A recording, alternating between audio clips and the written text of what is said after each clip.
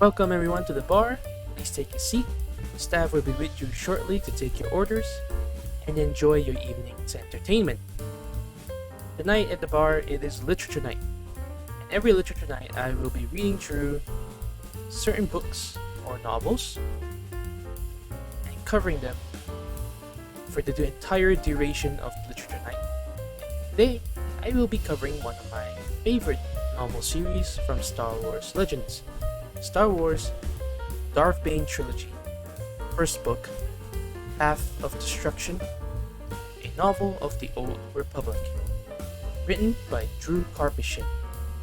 Now, I also have to note, if my voice cuts off or if there are any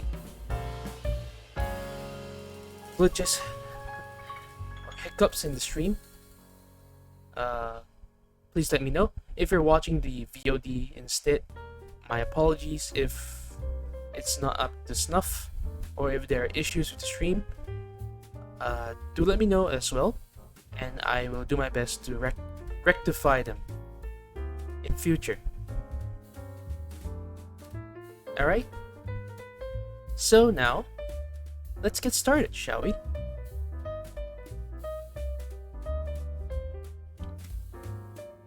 I won't be showing the book on the stream itself, of course. I'm already a little bit afraid that some stuff might happen. So, I will just be reading through the novel, and none of the pages will be on the screen, just the front cover. So, if that's cool, let's continue. Star Wars Darth Bane, Path of Destruction, a novel of the Old Republic. Prologue. The last days of the Old Republic, the Sith followers of the Force's dark side and ancient enemies of the Jedi Order numbered only two. One master and one apprentice. Yet, it was not always so. 1,000 years before the Republic's collapse and Emperor Palpatine's rise to power, the Sith were legion. Lord Khan, Sith master and founder of the Brotherhood of Darkness, strode through the gore of the battlefield, a tall shadow in the night's gloom. Thousands of Republic troops and nearly 100 Jedi had given their lives trying to defend this world against his army. They lost. He relished their suffering and despair. Even now, he could sense it rising up, the stench from the broken corpses scattered around the valley. In the distance, a storm was brewing. As each flash of lightning illuminated the sky, Korriban's great Sith temple was momentarily visible in the distance. A stark silhouette, towering over the barren horizon. A pair of figures waited in the center of the slaughter, one human, and the other Twi'lek. He recognized them despite the darkness. Lord Codus, Cordis, and Lord Copex, two of the more powerful Sith Lords. Once they had been bitter rivals, but now they served together in Khan's Brotherhood. He approached them quickly, smiling. Cordis, tall and so lean as to appear almost skeletal, smiled back. "This is a great victory, Lord Khan. It has been far too long since the Sith had an academy on Korriban. I sense you are eager to begin training the new apprentices here," Khan replied. "I expect you will provide me with many more powerful and loyal Sith adepts and masters in the coming years." "Provide you?" Copex asked pointedly. "Don't you mean provide us? Are we not all part of the Brotherhood of Darkness?" This question was met with an easy laugh. "Of course, Copex. A mere slip of the tongue." "Copex refuses to celebrate in our triumph," Cordis noted. "He has been like this all night." Khan clasped a hand on the hefty Twi'lek's shoulders, "This is a great victory for us," he said. "Korriban is more than just another world. It is a symbol, the birthplace of the Sith. This victory sends a message to the Republic and the Jedi.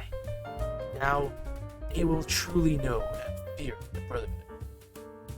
Kopek shrugged free of Khan's hand and turned away with a flick of the tips of his long leku wound around his neck.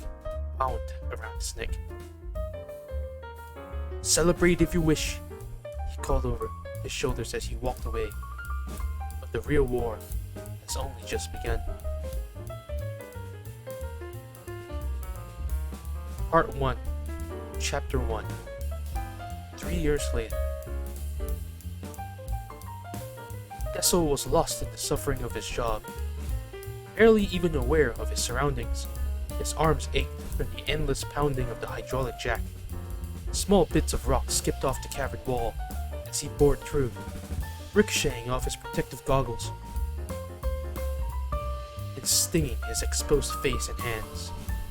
Clouds of atomized dust filled the air, obscuring his vision, and the screeching whine of the jack filled the cavern, drowning out all other sounds as it burrowed centimeter by agonizing centimeter into the thick vein of cortosis woven into the rock before him.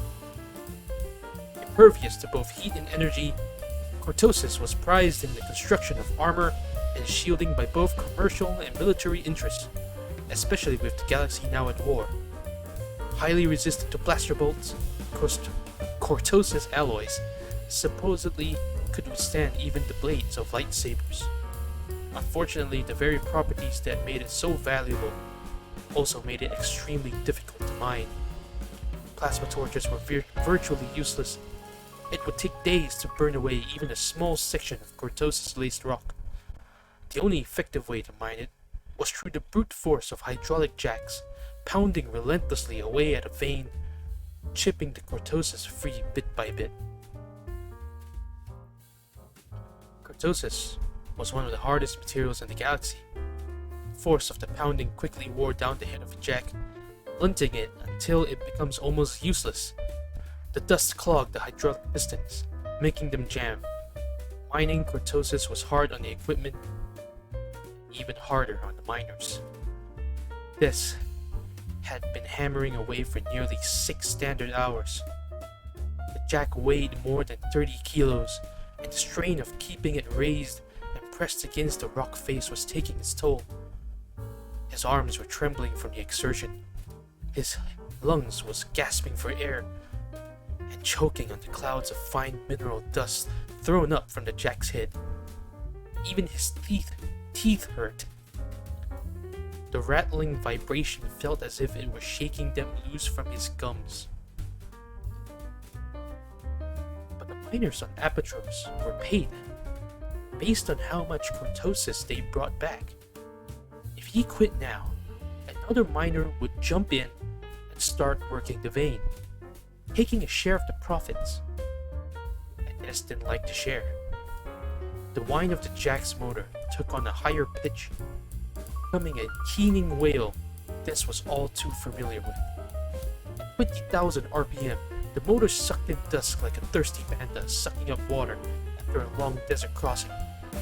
The only way to combat it was by regular cleaning and servicing, and the Outer Rim Ore Works company preferred to buy cheap equipment and replace it, rather than sinking credits into maintenance. Des knew exactly what was going to happen next, and a second later, it did. The motor blew.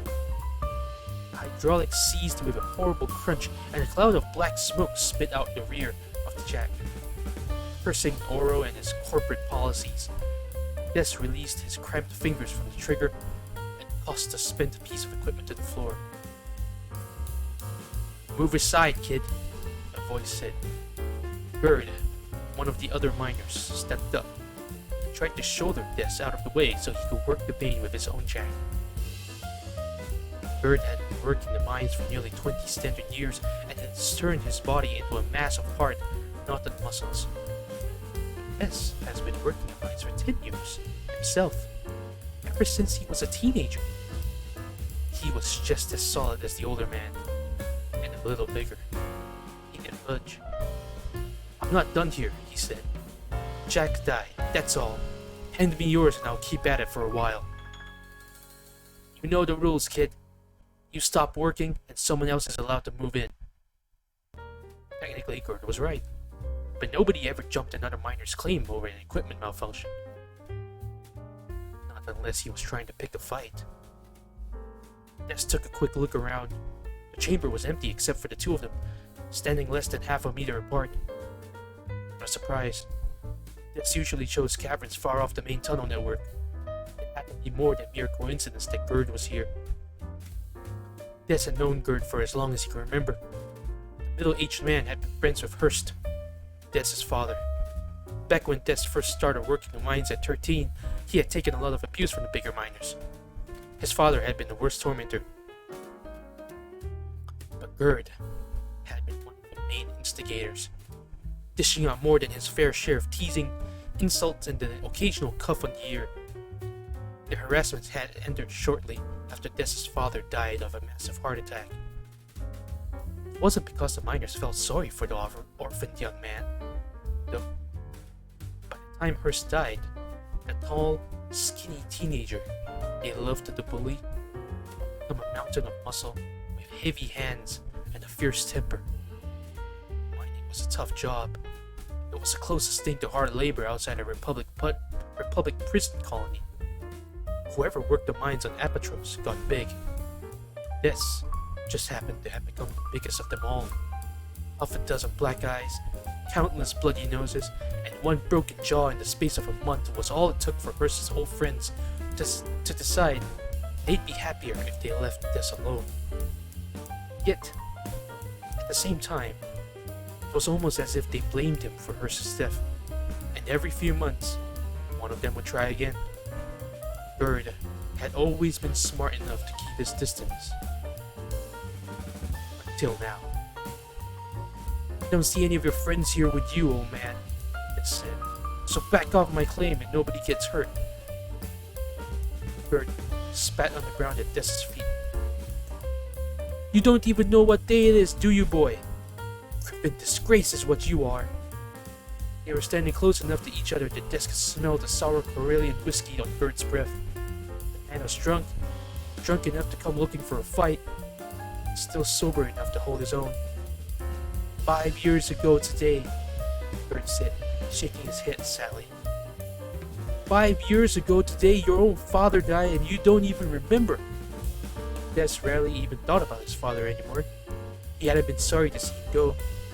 His earliest memories were of his father smacking him. He didn't even remember the reason. Hurst really needed one. "Can't say I miss Hurst the same way you do, Gerd." "Hurst?" Gerd snorted. "He raised you by himself after your mama died. And you don't even have the respect to call him Dad? You ungrateful son of a calf hound!" Des glared down menacingly at Gerd, but the shorter man was too full of drink and self-righteous indignation to be intimidated. "Should have expected this from a mud-crutch whelp like you," Gerd continued. "Hurst always said you were no good. He knew there was something wrong with you." Des narrowed his eyes, but didn't rise to the bait. Hurst had called him by that name when he was drunk. He had blamed his son for his wife's death, blamed him for being stuck on Apatros. He considered his only child to be the bane of his existence, a fact he tended to spit out at Des in his drunken rages. Bane. It represented everything spiteful, petty, and mean about his father. It struck at the innermost fears of every child. Fear of disappointment, fear of abandonment, fear of violence. As a kid, that name had hurt more than all the smacks from his father's heavy fist. But Des wasn't a kid anymore. Over time, he'd learned to ignore it, along with all the rest of the hateful bile that spilled from his father's mouth. "I don't have time for this," he muttered. "I've got work to do." With one hand, he grabbed the hydraulic jack from Gerd's grasp. He put the other hand on Gerd's shoulders and shoved him away. Stumbling back, the inebriated man caught his heel on a rock and fell roughly to the ground. Inebriated. I hope I said it right. Inebriated. He stood up with a snarl, his hands balling into fists. Guess your daddy's been gone too long, boy. You need someone to beat the sense back into you. Bird was drunk. He was no fool, Des realized. Des was a bigger, stronger, younger man. He spent the last 6 hours working a hydraulic jack. He was covered in grime, and the sweat was dripping off his face. His shirt was drenched. Bird's uniform, however, on the other hand, was still relatively clean. No dust, no sweat stains. He must have been planning this all day, taking it easy and sitting back while Des wore himself out. Des wasn't about to back down from a fight. Throwing Gert's jack to the ground, he dropped into a crouch, feet wide and arms held out in front of him. Gert charged forward, swinging his right fist in a vicious uppercut. Des reached out and caught the punch with the open palm of his left hand, absorbing the force of the blow. His right hand snapped forward and grabbed the underside of Gert's right wrist. As he pulled the older man forward, Des ducked down and turned, driving his shoulder into Gert's chest, using his opponent's own momentum against him. Des straightened up and yanked hard on Gert's wrist, flipping him up and over so that he crashed to the ground on his back. The fight should have ended right there. Des had a split second where he could have dropped his knee onto his opponent, driving the breath from his lungs and pinning him to the ground while he pounded Gert with his fists. But it didn't happen like that. His back, exhausted from hours of hefting the 30-kilo jack, spasmed. The pain was agonizing. Instinctively, Des straightened up, clutching at the knotted lumbar muscles. It gave Gert a chance to roll out the way and get back to his feet. Des managed to drop into his fighting crouch again. His back howled in protest, and he grimaced as red-hot daggers of pain shot through his body. Gert saw the grimace and laughed. Cramping up there, boy? You should know better than to try and fight after a 6-hour shift in the mines. Gert charged forward again. This time his hands weren't fists, but claws grasping and grabbing at anything they could find, trying to nullify the younger man's height and reach by getting in close. Des tried to scramble out of the way, but his legs were too stiff and sore to get him clear. One hand grabbed his shirt, the other got hold of his belt, as Gert pulled both of them to the ground.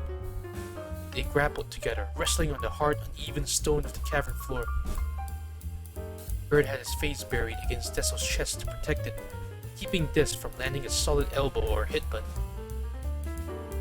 He still had a grip on Des's belt, but now his other hand was free, and plunging blindly up to where he guessed Des's face would be. Des was forced to wrap his arms in and around Gert's own, interlocking them so neither of them could throw a punch. With their limbs pinned, strategy and technique meant little. The fight had become a test of strength and endurance, with the two combatants slowly wearing each other down. Dessel tried to roll Gert over onto his back, but his weary body betrayed him. His limbs were heavy and soft. He couldn't get the leverage he needed. Instead, it was Gert who was able to twist and turn, wrenching out of his hands free while still keeping his face pressed tightly against Des's chest so it wouldn't be exposed. Des wasn't so lucky though. His face was open and vulnerable. Gert struck a blow with his free hand, but he didn't hit with a closed fist. Instead, he drove his thumb hard into Des's cheek, only a few centimeters from his real target. He struck again with the thumb, looking to gouge out one of his opponent's eye and leave him blind and writhing in pain. It took Des a second to realize what was happening. His tired mind had become as slow and clumsy as his body. He turned his face away just as the second blow landed, the thumb jabbing painfully into the cartilage of his upper ear. Ouch. That sounds painful. Dark rage exploded inside Des. It burst a fiery passion that burned away the exhaustion and fatigue. Suddenly his mind was clear. His body felt strong and rejuvenated. He knew what he was going to do next. Importantly, absolute certainty what Gerd would do next too. He couldn't explain how he knew. Sometimes he could just anticipate an opponent's next move. Instinct, some might have said, but Des felt it was something more. It was too detailed, too specific to be simple instinct. It was more like a vision, a brief glimpse into the future. And whenever it happened, wherever it happened, Des always knew what to do, as if something was guiding and directing his attention and actions. When the next blow came, Des was more than ready for it. He could picture it perfectly in his mind. He knew exactly when it was coming, and precisely where it would strike. This time, he turned his head in the opposite direction, exposing his face to the incoming blow, and opening his mouth. He bit down hard, his timing perfect, and his teeth sank deep into the dirty flesh of Gerd's probing thumb. Gerd screamed as Des clamped his jaw shut, severing the tendons and striking bone. He wondered if he could bite clean through, and then, as if the very thought made it happen, he severed Gerd's thumb. The screams became shrieks as Gerd released his grasp and rolled away. Clasping his maimed hand with his whole one, crimson blood welled up through the fingers, trying to staunch the flow from his thumb. Standing up slowly, Des spat the thumb out onto the ground. The taste of blood was hot in his mouth. His body felt strong and re-energized, as if some great power surged through his veins. All the fight had been taken out of his opponent. Des could do anything he wanted to Gerd now. The older man rolled back and forth from the floor, his hand clutched to his chest. He was moaning and sobbing, begging for mercy, pleading for help. Des shook his head in disgust. Gerd had brought this on himself, he thought. It had started as a simple fistfight. The loser would have ended up with a black eye and some bruises, but nothing more. Yet the older man had to take things to another level by trying to blind him. And he responded in kind. Des had learned long ago not to try and escalate a fight, unless he was willing to pay the price of losing. Now, Gerd had learned that lesson too. Des had a temper, but he wasn't the kind to keep beating on a helpless opponent. Without looking back at his defeated foe, he left the cavern and headed back up the tunnel to tell one of the foremen what had happened so someone could come to tend to get Gerd's injury. He wasn't worried about the consequences. The medics could reattach Gerd's thumb, so at worst, Des would be fined a day or two's wages. The corporation didn't really care what his employees did, as long as they kept coming back to mine the cordosis. Fights were common among the miners, and Oro almost always turned a blind eye. Though this particular fight had been more vicious than most. Savage and short. Brutal end. Just like life with Apatros. And that was chapter 1, everyone. This is the backstory and kind of the start of Bane's life. Here, he's still known as Dessel, and a really powerful big young man. Here you can even see how he slowly starts to tune in with the Force. Something which seemed weird. I wonder how Bane even managed, or Dessel actually, even managed to get in tune with the Force in the first place. But I guess we'll find out in the future, I hope.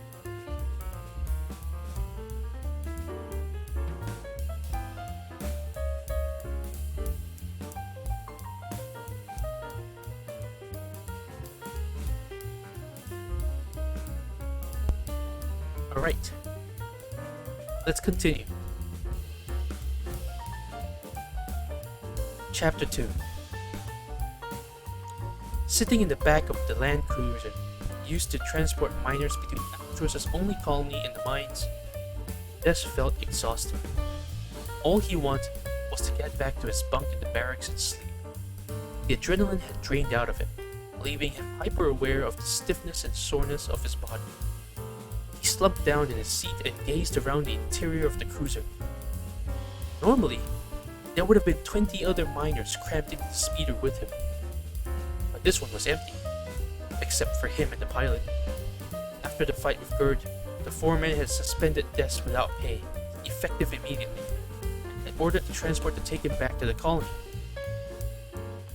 "This kind of thing is getting old, Des," the foreman had said with a frown.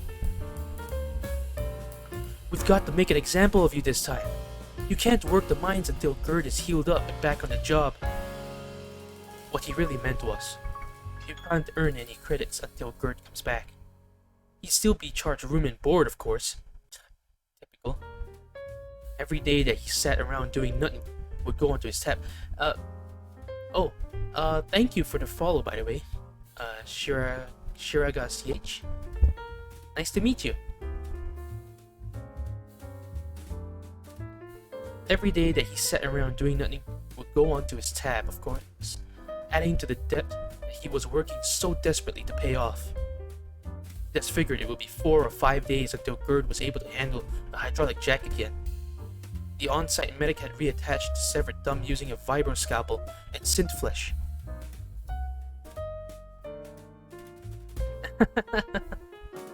Yeah, but I really love reading novels, and this is a good way for me to practice my English, you know?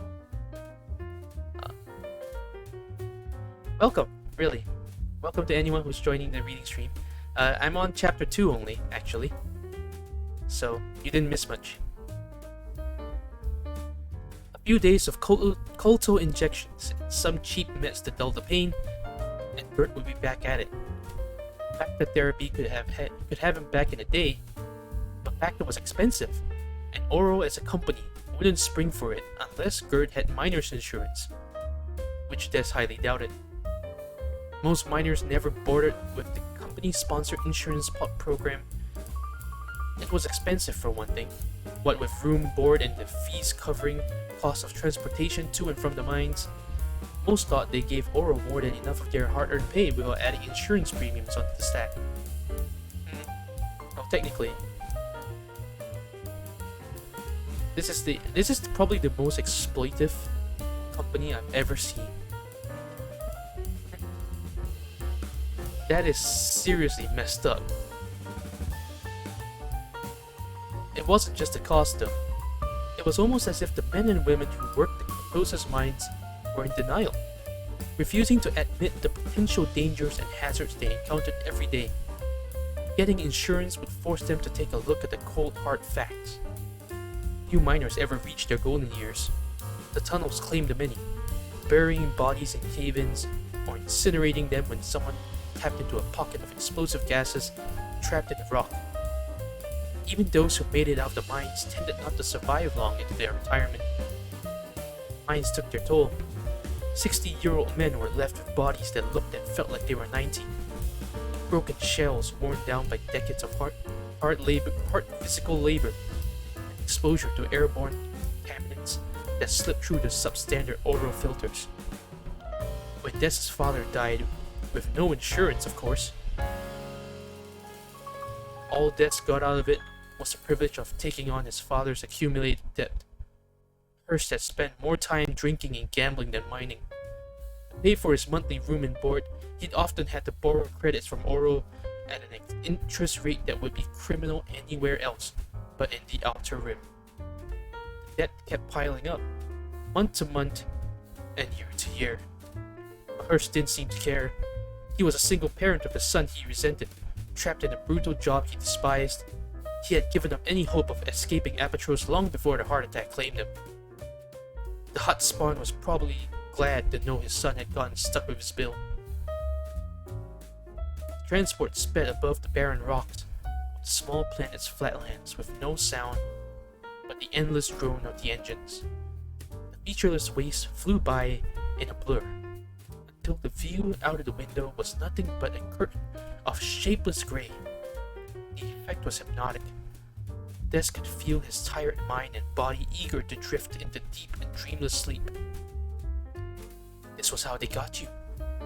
Work you to exhaustion, dull your senses, numb your will into submission, until you accepted your lot and wasted your entire life in the grit and grime of the Cortosis mines, all in the relentless service of the Outer Rim Ore-Works Company.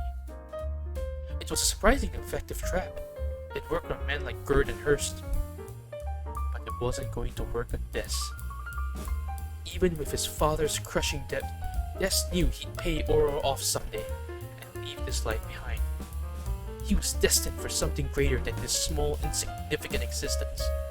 He knew this with absolute certainty, and it was this knowledge that gave him the strength to carry on in the face of the relentless, sometimes hopeless grind. It gave him the strength to fight, even when part of him felt like giving up. He was suspended, unable to work the mines, but there were other ways to earn credits. With a great effort, he forced himself to stand up. The floor swayed under his feet as the speeder made constant adjustments to maintain its programmed cruising altitude of half a meter above ground level. He took a second to get used to the rolling rhythm of the transport. Then half walked, staggered up the aisle between the seats of the pilot at the front. He didn't recognize the man, but they all tended to look the same anyway. Grim, unsmiling features, dull eyes, and always wearing an expression as if they were on the verge of a blinding headache. "Hey," Des said, trying to sound nonchalant. "Any ships coming through the spaceport today?" There was no reason for the pilot to keep his attention fixed on the path ahead. The 40-minute trip between the mines and the colonies was basically a straight line across an empty plain. Some of the pilots even stole naps along the route. Yet this one refused to turn and look at Des as he answered. "Cargo ship touched down a few hours ago," he said in a bored voice. "Military, Republic cargo ship." Des smiled. "They staying for a while?" The pilot didn't answer. He only snorted and shook his head at the stupidity of the question. Des nodded and stumbled back towards his seat at the rear of the transport, because he knew the answer too. Cortosis was used in the hulls of everything from fighters to capital ships, as well as being woven onto the body armor of the troops. And as the war against the Sith dragged on, the Republic's need for Cortosis kept increasing. Every few weeks, a Republic freighter would touch down on Apatros. The next day, it would leave again, its cargo bays filled with valuable mineral. Until then, the crew, officers and enlisted soldiers alike, would have nothing better to do but wait. From past experience, Des knew that whenever Republic soldiers had a few hours to kill, they liked to play cards. And whenever people played cards, there was money to be made. Lowering himself back onto his seat at the rear of the speeder, Des decided maybe he wasn't quite ready to hit his bunk after all. By the time the transport stopped at the edge of the colony, Des's body was tingling with anticipation. He hopped out and sauntered towards his barracks at a leisurely pace, fighting his own eagerness and the urge to run. That seems like a really... I thought he was really tired before. Even now, he imagined the Republic soldiers and their credits would be sitting at a gaming table in the colony's only cantina. Still, there was no point in rushing over there. It was late afternoon, the sun just beginning its descent beyond the horizon to the north. By now, most of the miners from the night shift would be awake. Many of them would already be at the cantina, whiling away the time until they had to make the journey out to the mines to start their shift. For the next 2 hours, Des knew he'd be lucky to find a place to sit down in the cantina. Never mind finding an empty seat at a Pazak or Sabak table. Meanwhile, it would be another few hours before the men working the day shift climbed onto their waiting transports to head back to their homes. He'd get to the cantina long before any of them. Back at his barracks, he stripped off his grime-stained coveralls and climbed into the deserted communal showers, scouring the sweat and fine rock dust from his body. Then, he changed into some clean clothes and sauntered out into the streets, making his way slowly towards the cantina on the far side of town. The cantina didn't have a name. It didn't really need one. Nobody ever had any trouble finding it. Apatros was a small world, barely more than a moon with an atmosphere and some indigenous plant life. There were precious few places to go. The mines, the colony, or the barren wastes in between. Barren wastes. Barren wastes in between. The mines were a massive complex encompassing the caves and tunnels dug by Oro, as well as the refining and processing branches of Oro's operations. The spaceports were located there too. Freighters left daily with shipments of Cortosis bound for some wealthier world closer to Coruscant and the galactic core, and incoming vessels bringing equipment and supplies to keep the mines going arrived every other day. Employees who weren't strong enough to mine Cortosis worked in the refining plants on the spaceport. The pay wasn't as good, but they tended to live longer. But no matter where people worked, they all came home to the same place at the end of every shift. The colony was nothing more than a ramshackle town of temporary barracks thrown together by Oro to house the few hundred workers expected to keep the mines running. Like the world itself, the colony was officially known as Apatros. To those who lived there, however, it was more commonly referred to as the muck huts. Every building was the same shade of dingy gray durasteel. The exterior weathered and worn. The insides of the buildings were virtually identical. Temporary workers' barracks, after all, that had become all too permanent. Each structure housed 4 small private rooms, meant for two people, but often holding 3 or more. Sometimes entire families shared one of those rooms, unless they could find the credits for the outrageous rent Oro charged for more space. Each room had bunks built into the walls, and a single door that opened onto a hollow hall. Is it hollow? Narrow hall. I can't believe I read it as hollow. My mistake. A communal bathroom and shower were located at the end of the hallway. The doors tended to squeak on ill-fitting hinges that were never tended to. The roofs were a patchwork of quick fixes to seal up the leaks that inevitably sprang whenever it rained. Broken windows were taped against the wind and cold, but never replaced. A thin layer of dust accumulated over everything, but few of the residents ever bothered to sweep out their domiciles. The entire colony was less than a kilometer on each square side, making it possible to walk from any given building to any of the other identical structures in less than 20 standard minutes. Despite the unrelenting similarity of the architecture, navigating the colony was easy. The barracks had been placed in straight rows and columns, forming a grid of utilitarian streets between the uniformly spaced domiciles. The streets couldn't exactly be called clean, though they were hardly festering with garbage. Oro cleared trash and refuse just often enough to keep conditions sanitary, since after all an outbreak of disease bred by filth would adversely affect the mine's productions. Oh, but you couldn't care enough about your employees' well-being to actually take care of the place? Figures. However, the company didn't seem to mind the cluttered junk that inevitably accumulated throughout the town. Broken down generators, rusted out machinery, corroded scraps of metal, and discarded worn out tools crowded the narrow streets between the barracks. There were only 2 structures in the colony that were in any way distinguished from the rest. One was the Oro Market, the only store on site on world. It had once been a barracks, but the bunk had been replaced with shelves, and the communal shower area was now a secure storage room. A small black and white sign had been fastened to the wall outside, listing the hours of operation. There was no displays to lure shoppers in, and no advertising. They don't need advertising really.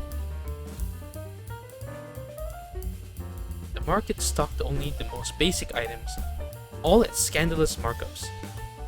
Credit was gladly advanced against future wages at Oro's typically high interest rates, guaranteeing that buyers would spend even more hours in the mine working off their purchases. The other dissimilar building was the cantina itself, a magnificent triumph of beauty and design when compared with the dismal homogeny of the rest of the colony. The cantina was built a few hundred meters beyond the edge of the town. Set well apart from the grey grid of barracks, it stood only 3 stories high, but because every other structure was limited to a single floor, it dominated the landscape. Not that it needed to be that tall. Inside the cantina, everything was located only on the ground floor. The upper stories were merely a facade constructed for show by Groshik, the Nemoidian.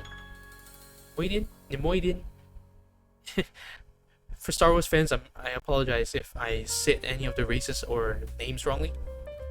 As a Star Wars fan myself, I can't really grasp the words for any races' names properly, because I tend to slip up my words very often. Give me a second.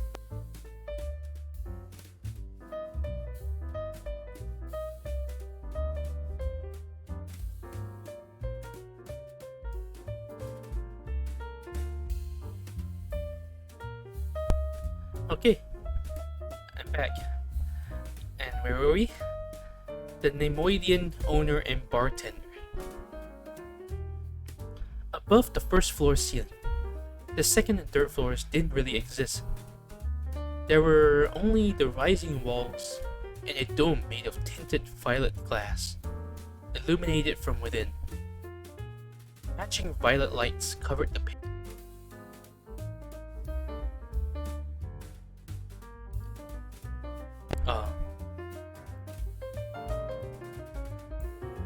On almost any world, the effect would have been ostentatious and tacky, but amid the grey of Apatros, it was doubly so.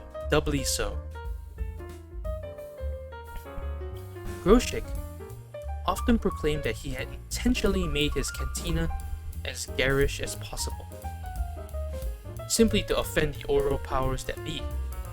The sentiment made him popular with the miners, but Des doubted if Oro actually really cared one way or the other.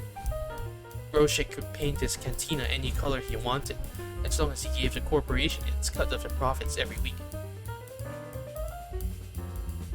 Apologies. Give me a moment.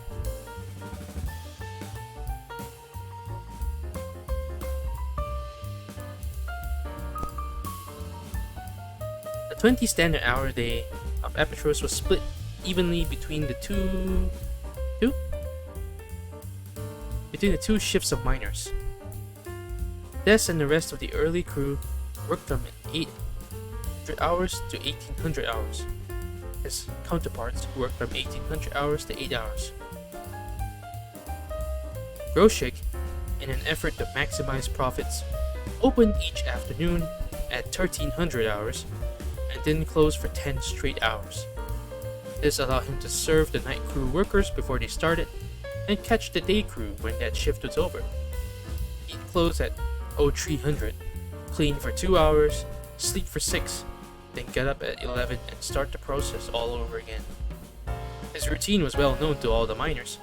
The Nemoidian was as regular as the rising and setting of Apatros' pale orange sun.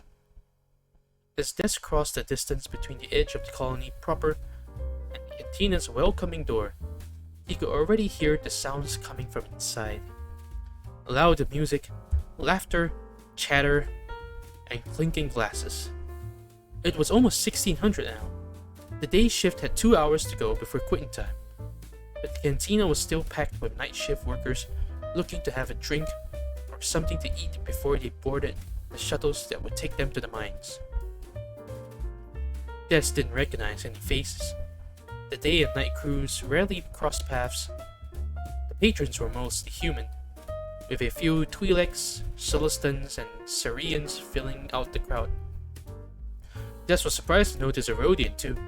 Apparently the night crew were more tolerant of other species than the day shift. There were no waitresses, servers, or dancers. The only employee in the cantina was Groshik himself. Anyone who wanted a drink had to come up to the large bar built into the back wall and order it. Des pushed his way through the crowd. Groshik saw him coming and momentarily dipped out of sight behind the bar, reappearing with a mug of Gizzard ale just as Des reached the counter. "You're here early today?" Groshik said as he set the drink down with a heavy thud. His low, gravelly voice was difficult to hear above the din of the crowd. His words always had a guttural quality, as if he was speaking from the very back of his throat. The Nemoidian liked him, though Des wasn't sure why. Maybe it was because he'd watched Des grow up from a young kid to a man. Maybe he just felt sorry Des had been stuck here with such a rank breed of her father. Whatever the reason, there was always a standing arrangement between the two. Des never had to pay for a drink if it was poured without being asked for. Des gratefully accepted the gift and downed it in one long draft, and slammed the empty mug back down onto the table. "Ran into a little bit of trouble with Gerd," he replied, wiping his mouth. "I bit his thumb off, so they let me go home early." Groshik tilted his head to one side and fixed his enormous red eyes on Des. The sour expression on his amphibian-like face didn't change, but his body shook ever so slightly. Des knew him well enough to realize that Nemoidian was laughing. "Seems like a fair trade," Groshik croaked, refilling the mug. Des didn't guzzle the second drink as he had the first. Groshik rarely gave him more than one on the house, and he didn't want to abuse the bartender's generosity. He turned his attention to the crowd. The Republic visitors were easy to spot. 4 humans, 2 men, 2 women, and a male Ithorian in crisp navy uniforms. It wasn't just their clothes that made them stand out though. They all stood straight and tall, whereas most of the miners tended to hunch forward as if carrying a great weight on their backs. On one side of the main room, a smaller section was roped off from the rest of the cantina. It was the only part of the place Groshik had nothing to do with. The Oro Company allowed gambling on Apatros, but only if it was in charge of the tables. Officially, this was to keep anyone from cheating. But everyone knew Oro's real concern was keeping the wagers in check. It didn't want one of his employees to win big and pay off all of his or her debts in one lucky night. Keeping the maximum limits low, Oro made sure it was more profitable to work the mines than the tables. In the gaming section were 4 more naval soldiers wearing the uniforms of the Republic fleet, along with a dozen or so miners. A Twi'lek woman with the rank of petty officer on her lapel was playing Pazak. A young ensign was sitting at a sabak table, talking loudly to everyone around him, though nobody seemed to be listening to him. 2 more officers, both human, 1 male, 1 female, also sat at the sabak table. The woman was a lieutenant. The man bore the insignia of a full commander. Des assumed they were the senior officers in charge of the mission to receive the Cortosa ship. "I see you've noticed our recruiters," Groshik muttered. The war against the Sith, officially nothing more than a series of protracted military engagements, even though the whole galaxy knew it was a war, required a steady stream of young and eager cadets for the front lines, and for some reason, the Republic always expected the citizens on the Outer Rim world to jump at the chance to join them.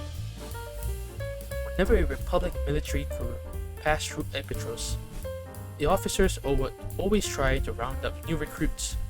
They'd buy a round of drinks and use it as an excuse to start up a conversation, usually about the glorious and heroic life of being a soldier. Sometimes, they'd play up the brutality of the Sith. Other times, they'd spin promises of a better life in the Republic military, all the while pretending to be friendly and sympathetic to the locals, hoping a few would join their cause. They suspected they received some kind of bonus for any new recruits they conned into signing up. Fortunately for them, they weren't going to find too many takers in Apatros. The Republic wasn't too popular on the Rim. People here, including Des, knew the core worlds exploited small remote planets like Apatros for their own gain. Excuse me?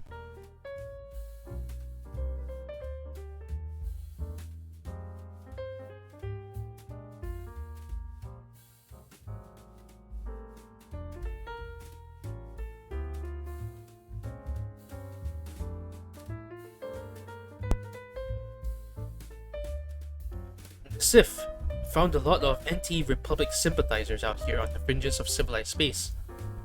That was one of the reasons their numbers kept growing as the war dragged on. Despite their dissatisfaction with the core worlds, people still might have signed up with the recruiters if the Republic wasn't so concerned with following the absolute letter of the law. Anyone hoping to escape Apatros and the clutches of the mining corporation was in for a rude shock.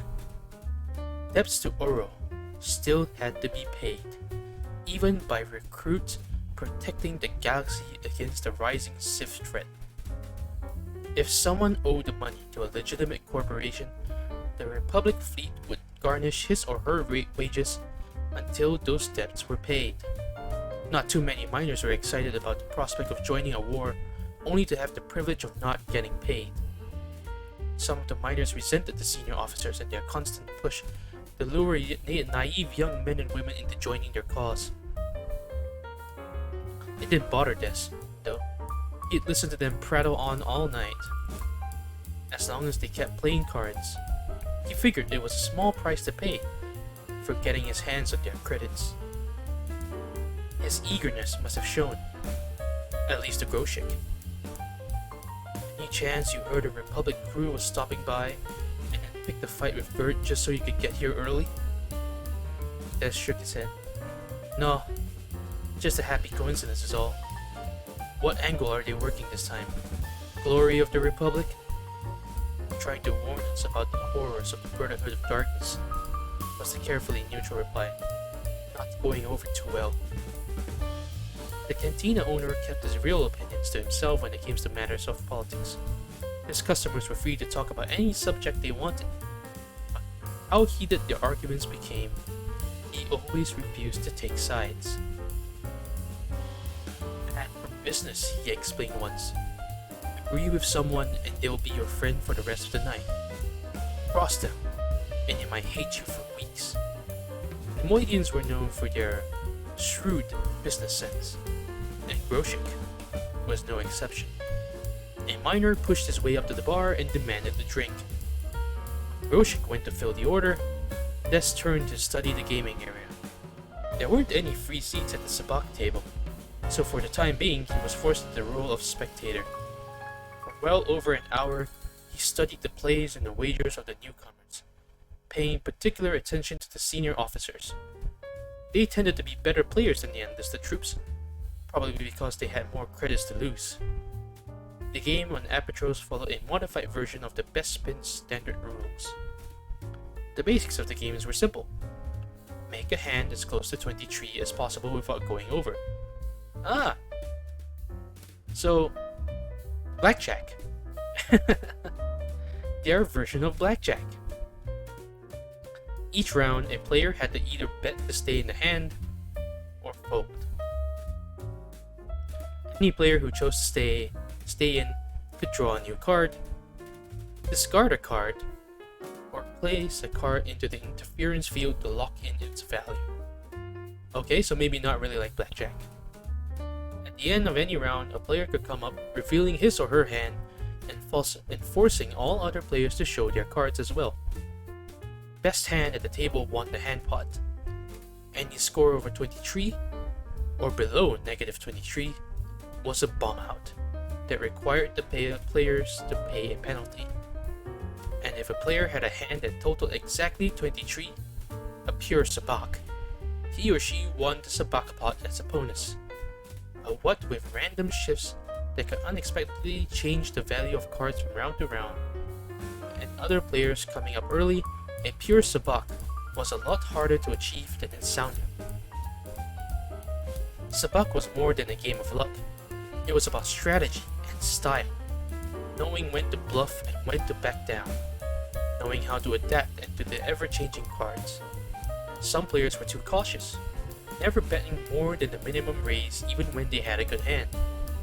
Others were too aggressive, trying to bully the rest of the table with outrageous bets even when they had nothing. A player's natural tendencies showed through if you knew what to look for. Enzyme, for example, was clearly new to the game. He kept staying in with weak hands instead of folding his cards. He was a chaser, not satisfied with cards good enough to collect a hand pot. He was always looking for the perfect hand, hoping to win big and collect the sabak pot that kept on growing until it was won. As a result, he kept getting caught with bomb-out hands and having to pay a penalty. It didn't seem to slow his betting though. He was one of those players with more credits than sense, which suited Des just fine.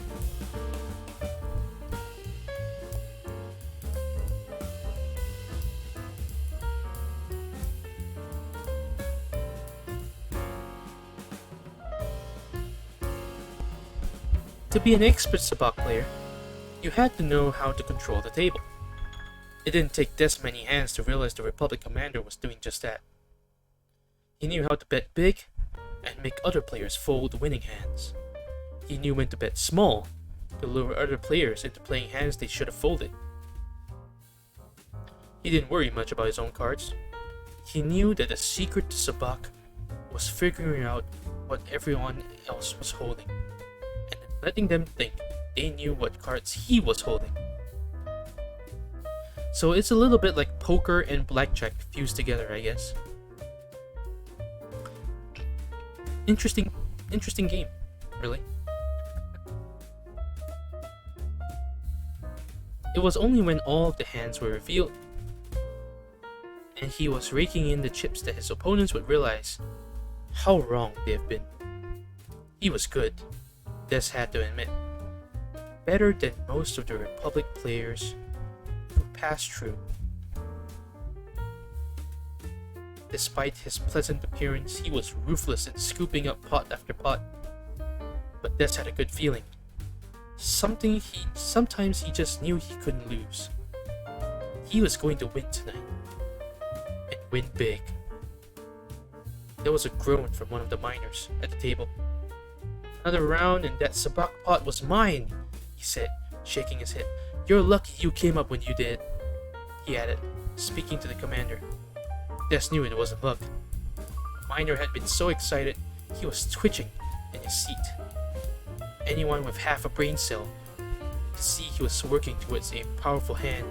The commander had seen it and made his move, cutting the hand short and chopping the other gambler's hopes off at the knee. That's it, the miner said, pushing away from the table. I'm tapped out. Looks like now it's your chance, Roshan whispered under his breath as he swept past to pour another drink. Good luck, Des. I don't need luck tonight, Des thought to himself. He crossed the floor of the cantina and stepped over the nano silk rope into the Oro-controlled gaming room. Chapter 3. Des approached the sabak table and nodded to the Beta 4 card shark dealing out the hands. Oro preferred automated droids to organic dealers. No salary to pay, and there was no chance a wily gambler could convince a droid to cheat. I'm in, he declared, taking the empty seat. The ensign was sitting directly across from him. He let a long, loud whistle. Phew. Blast! You're a big boy, he shouted boisterously. Boisterously. How tall are you? 190, 195? 2 meters even. Des replied without looking at him. He swiped his Oro account card through the reader built into the table and punched in his security code. Buy-in for the table was added to the total already owing on his Oro account, and the card shark obediently pushed a stack of chips across the table towards him.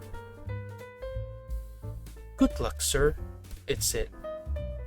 The ensign continued to size Des up, taking another long drink from his mug. Then he brayed out a laugh. "Wow, they grow you fellas big out here on the rim. You sure you ain't really a Wookiee somebody shaved for a joke?" A few of the other players laughed, but they stopped when they saw Des clench his jaw. The man smelled of Corellian ale, same as Gert had when he picked a fight with Des just a few hours earlier. Des's muscles tightened, and he leaned forward in his chair. The smaller man let out a short, nervous breath. "Come on now, son," the commander said to Des in a calming voice, stepping in to control the situation the same way he'd been controlling the table all game long. He had an air of quiet authority, a patriarch, presiding over a family squabble at the dinner table. "It's just a joke. Can't you take the joke?" Turning to face the only player at the table good enough to give him a real challenge. Des flashed a grin and let the tension slip from his coiled muscles. "Sure, I can take a joke, but I'd rather take your credits." There was a brief pause, and then it was as if everyone had a sigh of relief. The officer chuckled and returned the smile. "Fair enough. Let's play some cards." Des started slow, playing conservatively, folding often. The limits on the table were low.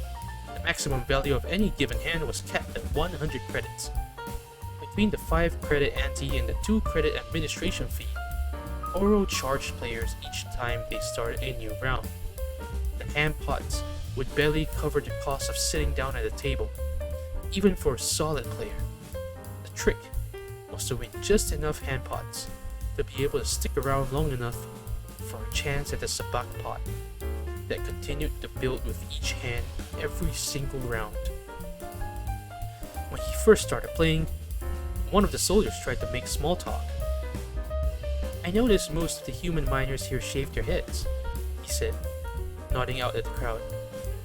"Why is that?" "We don't shave. Our hair falls off," Des replied. "Comes from working too many shifts in the mines." "Working the mines? I don't get it." "The filters don't remove all the impurities from the air. You work 10-hour shifts day in and day out, and contaminants build up in your system." He spoke in a flat, neutral voice. There was no bitterness. For him and the rest of the miners, it was just a fact of life. "It has side effects. We get sick a lot. Our hair falls out. We're supposed to take a few days off now and again. But ever since Oro signed those Republic military contracts, the mines never shut down. Basically, we're being slowly poisoned to make sure your cargo holds full, and you leave." That, of course, was enough to kill any other attempts at conversation, and they continued their hands in relative silence. After half an hour, Des was about even for the night, but he was just getting warmed up.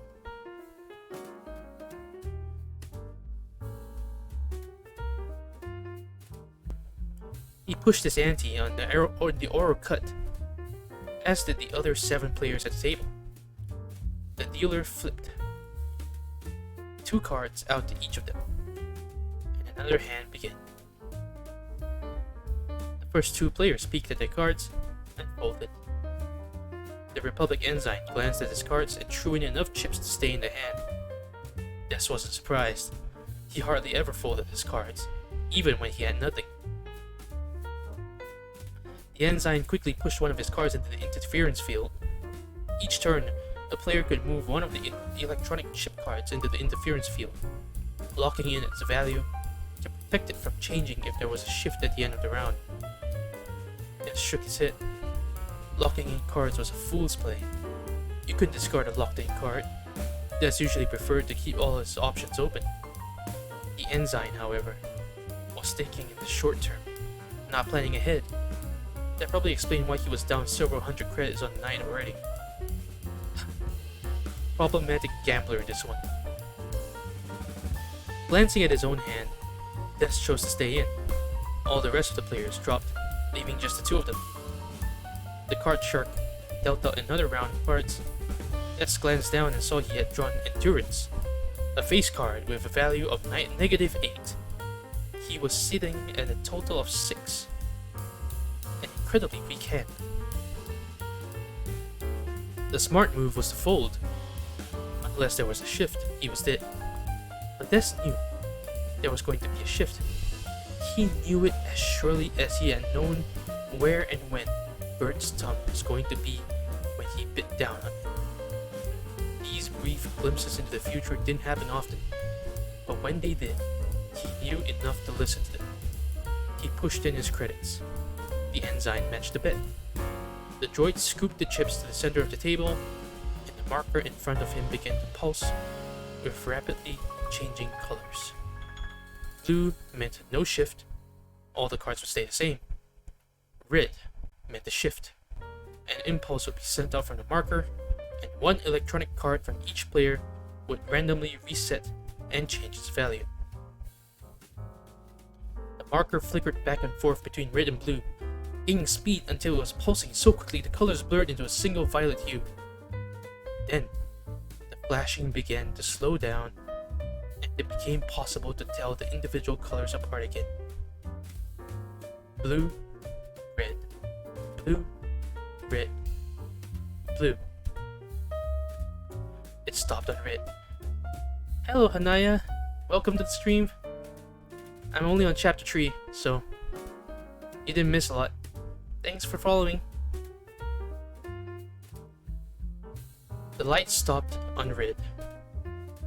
Blast! The ensign swore. It always shifts when I have a good hand. Des knew that wasn't true. The chances of shifting were 50-50. Completely random. There was no way to predict whether a shift was coming. Unless you had a gift like Des occasionally did. The cards flickered as they reset. Des scooped up his hand one more time. Endurance was gone, replaced by a 7. He was sitting at 21. 2 away from 23. Not a sabak, but a solid hand. Before the next round could begin, Des flipped his cards over, exposing his hand to the table. Coming up on 21, he said. The ensign threw his cards to the table in disgust. Blasted bomb out! Des collected a small stack of chips that were in the hand pot, while the other man grudgingly paid his penalty into the sabak pot. Des guessed it was closing in on 500 credits by now. One of the miners at the table stood up. Alright, come on, we gotta go, he said. Last speeder leaves in 20 minutes. With grumbles and complaints, the other miners got up from their seats and trudged off to start their shift in the mines. The ensign watched them go, then turned curiously to Des. You ain't going with them, big fella? I thought you were complaining about never getting a day off earlier. I work the day shift, Des said shortly. Those guys are night shift. Where's the rest of your crew? The lieutenant asked. Des clearly recognized her interest as an attempt to keep the ensign from saying something to further antagonize the big miner. The crowd's become awfully thin. She waved her hand around the cantina, now virtually empty except for the Republic naval soldiers. Seeing the open seats at the sabak table, a few of them were wandering over to join their comrades in the game. They'll be along soon enough, Des said. I just ended my shift a bit early today. Really? Her tone implied that she knew of only one reason a miner's shift might end early. Lieutenant! One of the newly arrived soldiers said politely as they reached the table. Commander? He added, addressing the other officer. Mind if we join in, sir? The commander looked over at Des. I don't want this young man to think the Republic is ganging up on him. If we take all the seats, where are his friends gonna sit when they show up?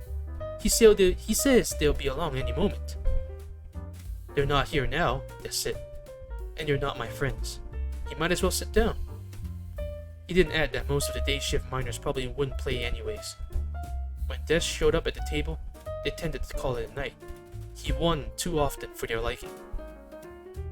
The empty seats were quickly filling up. "So how are the cards treating you, Ensign?"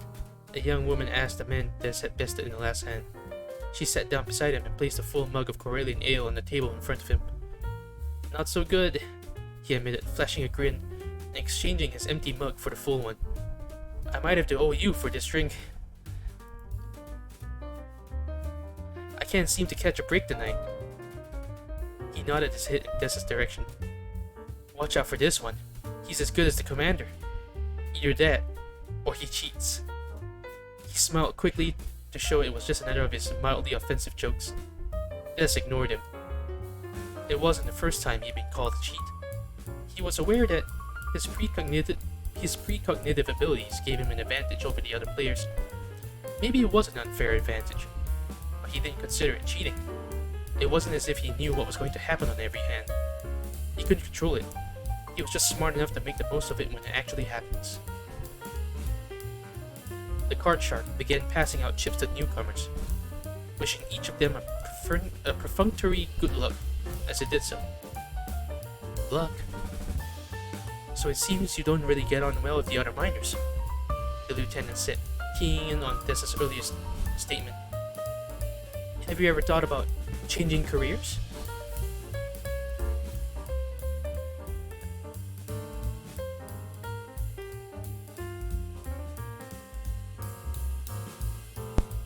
Des groaned inwardly. By the time he had joined the table, the officers had given up their recruiting spiel and stuck mostly to playing cards. Now he'd given her an opening to bring it up again. "I'm not interested in becoming a soldier," he said, anteing up for the next hand. "Don't be so hasty," she said, her voice slipping into a soothing, gentle patter. "Being a soldier for the Republic has its rewards. I suspect it's better than working in mines, at least." "There's a whole galaxy out there, son," the commander added. "World's a lot more attractive than this one, if you don't mind me saying." "Don't I know it," Des thought. Out loud he said, "I don't plan to spend my whole life here, but when I do get off this rock, I don't want to spend my days dodging Sith blasters on the front lines." "We won't be fighting the Sith for much longer, son. We've got them on the run now." The commander spoke with such calm assurance that Des was half tempted to believe him. "That's not how I hear it," Des said. "Rumor is the Brotherhood of Darkness has been winning more than its share of the battles. I heard it's got more than a dozen regions under its control now." "Yeah, you're absolutely right," one of the other soldiers chimed in. "But that was before General Hoth." Des had heard of Hoth on the Holonet. He was a bona fide hero of the Republic. Victorious in half a dozen major confrontations, he was a brilliant strategist who knew how to snatch victory from the jaws of defeat. Not surprising given his background. "Hoth?" he asked innocently, glancing down at his cards. "Garbage." He folded his hand. "Isn't he a Jedi?" "He is," the commander replied, peeking at his own cards. He pushed in a small wager. "A Jedi Master, to be more accurate, and a fine soldier too. You couldn't ask for a better man to lead the Republic's war efforts." "The Sith are more than just soldiers, you know," the drunken ensign said earnestly, his voice even louder than before. "Some of them can use the Force, just like the Jedi. You can't beat them with blasters alone." Des had heard plenty of wild tales of Jedi performing extraordinary feats through the mystical power of the Force, but he figured they were legends and myths, or at least exaggerations. He knew there were powers that transcended the physical world. His own premonitions were evidence of that, but the stories of what the Jedi could do were just too impossible to believe. If the Force was really such a powerful weapon, why was this war taking so long? "The idea of answering to a Jedi Master doesn't really appeal to me," he said. "I've heard some strange things about what they believe in. No passion, no emotion. Sounds like they want to turn us all into droids." Another round of cards was dealt out to the remaining players. "The Jedi are guided by wisdom," the commander explained. "They don't let things like desire or anger cloud their judgment." "Anger has its uses," Des pointed out. "It's got me out of some nasty spots." "I think the trick is not to get into those spots in the first place," the lieutenant countered in her gentle voice. The hand ended a few turns later. The young woman who had brought the ensign his drink came up on 20, not a great hand. 20, not a great hand, but not a bad one either. She looked over at the commander as he flipped up his cards and smiled when he had only 19. Her smile faded when the drunken ensign showed his 21. When he scooped up the pot, she cut his laugh short with a friendly elbow to his ribs. Everyone anteed, and the dealer flicked out another pair of cards to each player. The Jedi are the defenders of the Republic, the lieutenant went on earnestly. Their ways can seem strange to ordinary citizens, but they're on our side. All they want is peace. Really?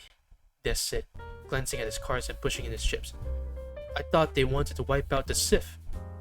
The Sith are an illegal organization, the lieutenant explained. She folded her cards after a moment of careful deliberation. Sorry. The Senate passed a bill outlawing them nearly 3,000 years ago, shortly after Darth Revan and Darth Malak brought destruction to the entire galaxy. For those of you guys who don't know about Darth Revan and Darth Malak, good Star Wars character, suggest if you guys want to learn more, play Knights of the Old Republic 1 and 2. Star Wars The Old Republic does continue Revan's story, but in a way that most players and Star Wars fans weren't really comfortable with. I always heard Revan saved the Republic, he said. The commander jumped back into the conversation. Revan's story is complicated, he said, but the fact remains the Sith and their teachings were banned by the Senate. Their very existence is a violation of Republic law, and with good reason. The Jedi understand the threat the Sith represent. That's why they've joined the fleet. For the good of the galaxy, the Sith must be wiped out, once and for all. The drunken ensign won the hand again, his second in a row. Sometimes it was better to be lucky than good. So the Republic says the Sith must be wiped out, Des said as he anteed up for the next hand. If the Sith were the ones in charge, I bet they say the same thing about the Jedi. You wouldn't say that if you knew what the Sith were really like, one of the other soldiers said. I fought against them.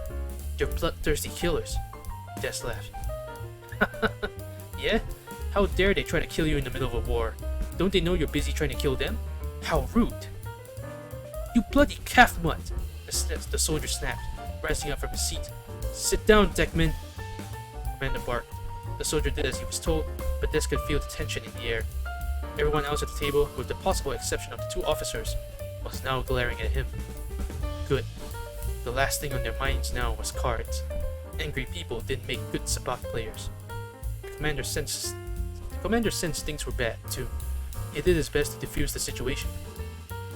The Sith followed the teachings of the dark side, son, he said to Des.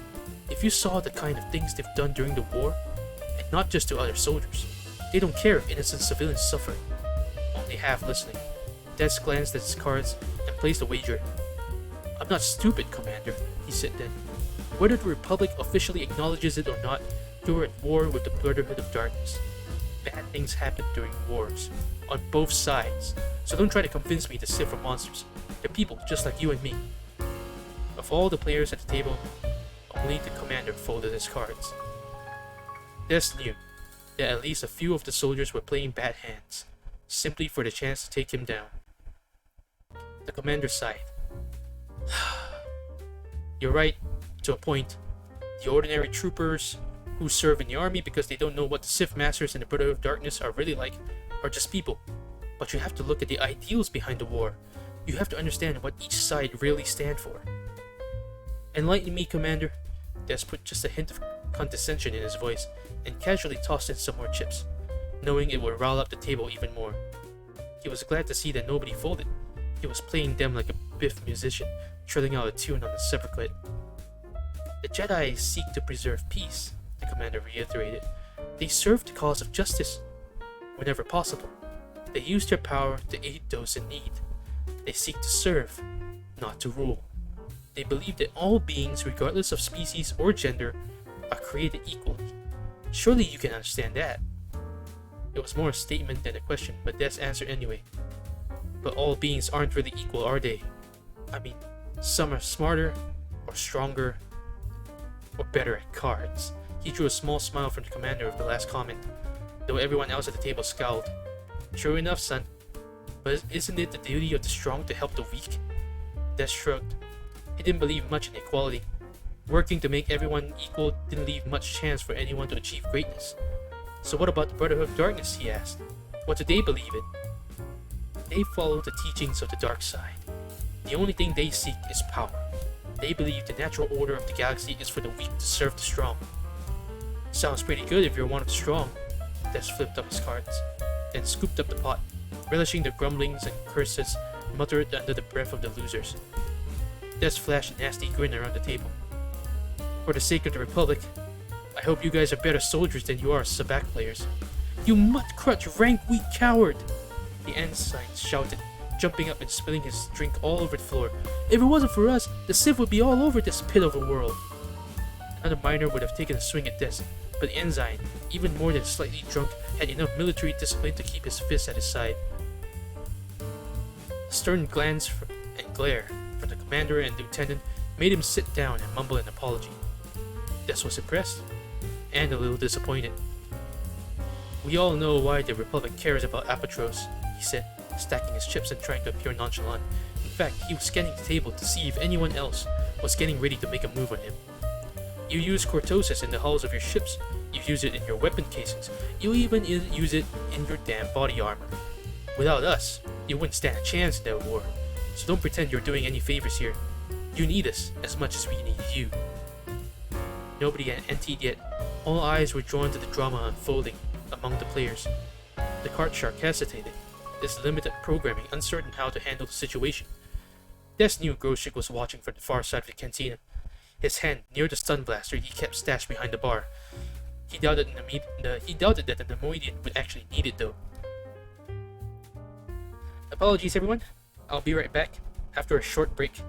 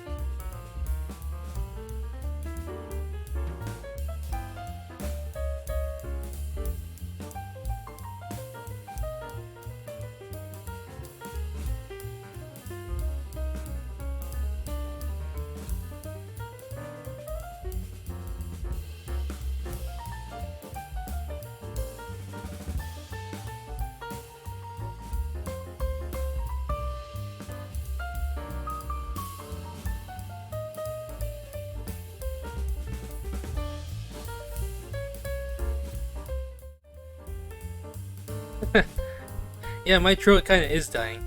One of the reasons why I went to grab some water. Let's continue.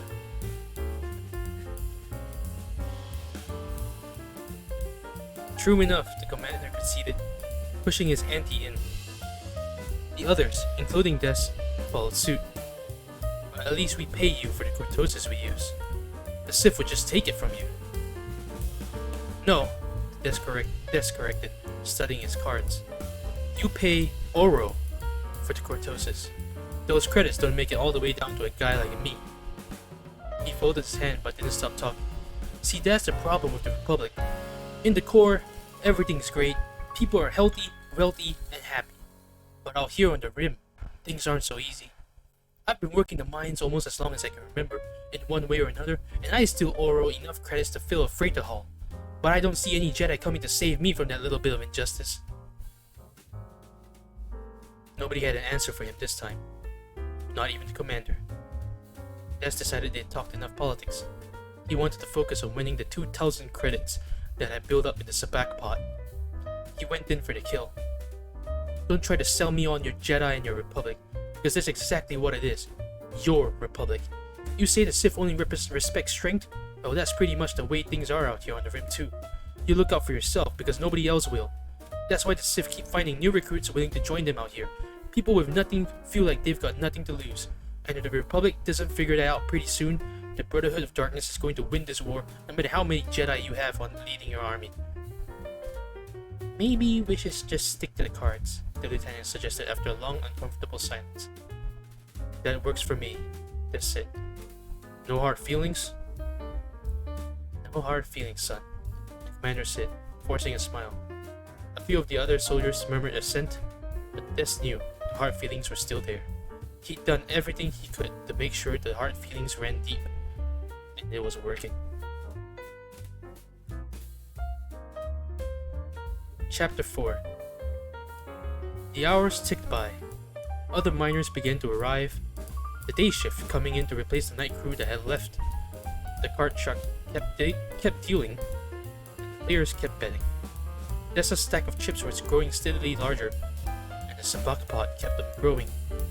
3,000 credits, 4,000 credits, 5,000. None of the players seemed to be having fun anymore. Des figured his scorching rant had burned off all the pleasure from the game. Des didn't care. He didn't play sabak for fun like these guys. It was a job. Same as working the mines. A way to earn credits and pay off Oro so he could leave Apatros behind forever. Two of the soldiers pushed away from the table, their credits cleaned out. Their seats were soon filled by miners from the day shift. The lure of the massive sabak pot was enough to draw them in, despite their reluctance to go up against Des. Another hour passed and the senior officers, the lieutenant and the commander, finally packed it in. They too were replaced by miners with visions of hitting one good hand and cashing in the unclaimed sabak pot. The Republic soldiers who stuck around, like the Ensign, who had first challenged Des, must have had deep pockets. With the constant influx of new players and new money, Des was forced to change his strategy. He was up several hundred credits. He had enough of a cushion built up that he could afford to lose a few hands if he had to. Now his only concern was protecting the sabak pot. If he didn't have a hand he thought he could win with, he'd come up in the first few turns. He wasn't going to give anyone else a chance to build up a hand of 23. He stopped folding, even when he had weak cards. Sitting out a hand gave the other players too much of a chance to win. Some lucky shifts and some poor choices by his opponents made sure his strategy worked, though not without a cost. His efforts to protect the sabak pot began to eat into his profits. His stack of winnings shrank quickly, but it will all be worth it once he wins the sabak pot.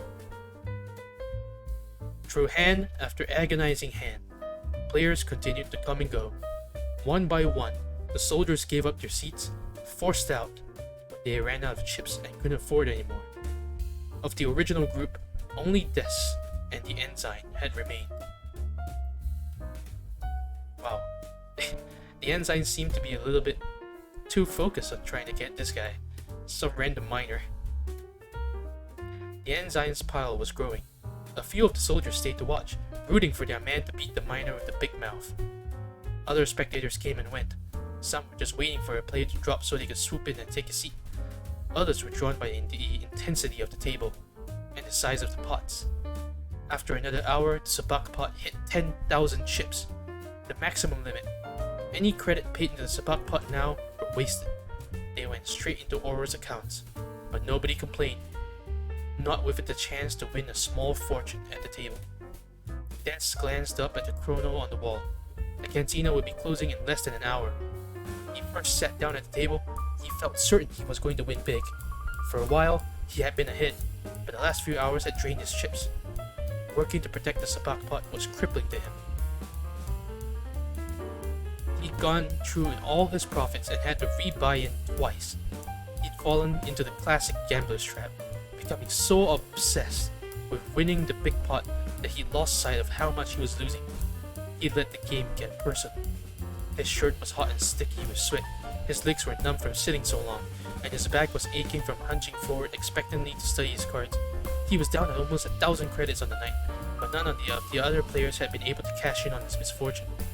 If the sabak pot capped, all the antes and penalties went straight to Oro. He'd have to work a month of grueling shifts in the mines if he ever wanted to see any of those credits again. But it was too late to turn back now. His only consolation was that the Republic ensign was down at least twice as much as he was. Yet each time the man ran out of chips, he just reached into his pockets and pulled out another stack for credits, as if he had unlimited funds, or as if he just didn't care. The card shark fired out another hand. As he picked at his cards, Des began to feel the first real hints of self-doubt. What if his feeling was wrong this time? What if this wasn't his night to win? He couldn't remember a moment in the past when his gift has betrayed him, but that didn't mean it couldn't happen. He pushed his chips in with a weak hand, defying every instinct that told him to fold. He'd have to come up at the start of the next turn, no matter how weak his head cards were. Any longer, and someone else might steal the sabak pot he was working so hard to collect. The marker flickered and the cards shifted. Des didn't bother to look. He simply flipped over his cards. Coming up. When he saw his hand, he felt like he'd been slapped. He was sitting at -23 exactly, a bomb out. The penalty cleaned out his stack of chips. Whoa, big fella, the ensign mocked drunkenly. You must be lum-soaked to come up on that. What the bricks were you thinking? Maybe he doesn't understand the difference between +23 and -23, said one of the soldiers watching the match, grinning like a banka cat. Des tried to ignore them as he paid the penalty. He felt empty, hollow. You don't talk so much when you're losing, huh? The ensign sneered. Hate. Des didn't feel anything at first. Pure, white-hot hatred consumed every thought, every motion, and every ounce of reason in his brain.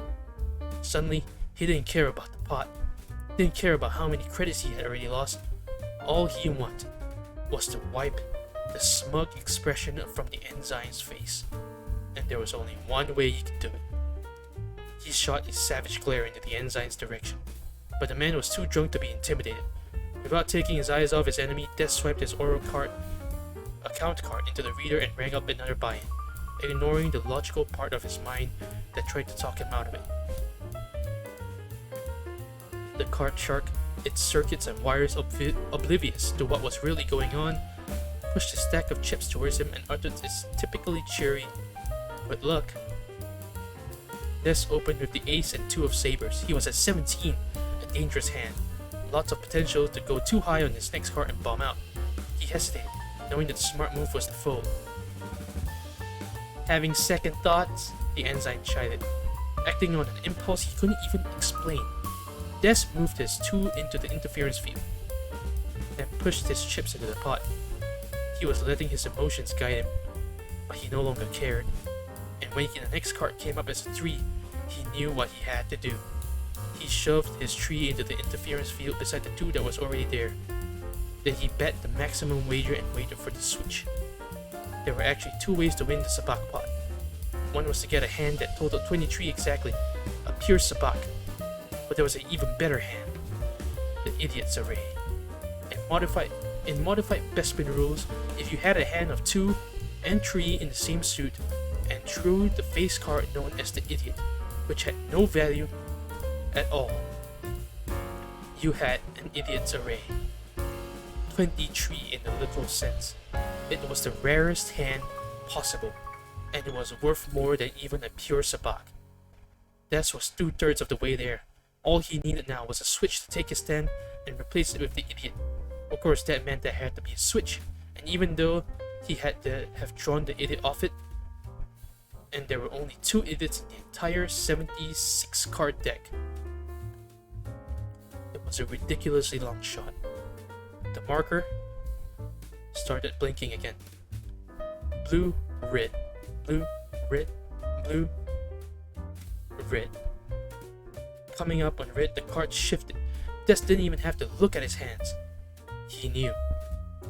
He stared right into the ensign's eyes. Coming up. The ensign looked down at his own hand to see what the switch had given him and began to laugh so hard that he could barely show his hand. He had the 2 of flask, the 3 of flasks, and the idiot. There were gasps of surprise and murmurs of disbelief from the crowd. How do you like that one, boys? He cackled. Idiot's array on the switch. He stood up, reaching out for the stack of chips on the small pedestal that sat in the center of the table, representing the sabak pot.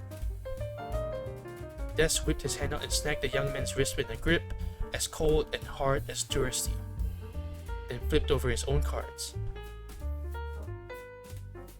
The entire cantina became silent as a tomb. The ensign's laughter died in his throat. A second later, he pulled his hand free and sat back down, dumbfounded.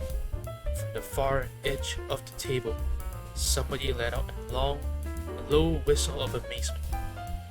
The rest of the crowd burst into noise. Never in my life. Can't believe. Statistically impossible. 2 idiots arrayed in the same hand? The card shark summarized the result in the purest analytical fashion. We have 2 players with hands of equal value. The hand will be determined by a sudden demise. The ensign didn't react with the same kind of calm. You stupid mudcrutch! He spat out, his voice strangled with rage. Now nobody's going to get that sabak pot! His eyes bulged out wildly. A vein was pulsing on his forehead. One of his fellow soldiers had to place a hand on his shoulder, as if afraid his friend might leap across the table to try to choke the life out of the miner on the other side. The ensign was right. Neither of them would be collecting the sabak pot in this hand. In his sudden demise, each player was dealt 1 more card, and the value of the hand was recalculated. If you had the better hand, you'd win, but you wouldn't get the sabak pot unless you scored 23 exactly. That, however, seemed impossible. There was no more idiots to deal out the preserve. An idiot's array, and no single card had a value higher than the Ace's 15. Not that Des cared. It was enough to have destroyed his opponent's will, to have crushed his hopes and robbed him of his victory. He could feel the ensign's hate, and he responded to it. It was as if a living being, an entity he could draw strength from, was fueling him, fueling his own raging inferno. But Des didn't put his emotions out on display for the rest of the crowd to see like the ensign. The hate burning in him was his own private store. A power raging inside him so fierce, he felt it could crack the world if he let it escape. The dealer flicked out 2 cards face up for everyone to see. They were both 9s. Before anyone else had time to react, the droid had recalculated the hand, determined that the 2 players were still tied, fired out another card to each of them. The ensign took an 8, but Des got another 9.